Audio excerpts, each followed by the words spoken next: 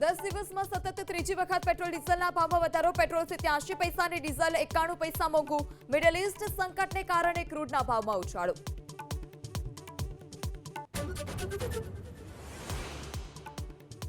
ડીજીવીસીએલની મોટી જાહેરાત. Smart meter ગ્રાહકોને બપોરે વીજ વપરાશ પર મળશે પ્રતિ યુનિટ 60 પૈસાનું ડિસ્કાઉન્ટ. ગ્રાહકોને ₹6.78 કરોડનો થયો સીધો ફાયદો.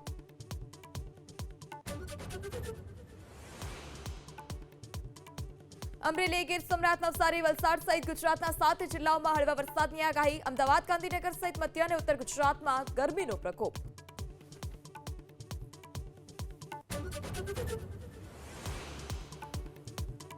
સીબીએસઈની વેબસાઇટ વારંવાર ક્રેશ. સ્કેન કોપી મેળવવામાં પડી રહી છે મુશ્કેલી. વિદ્યાર્થીઓની ફરિયાદ બાદ બોર્ડે ફીમાં વધારો કરી પુનઃ મૂલ્યાંકનની તારીખ આપી છે. કાલ સુધી કરી શકાશે અરજી.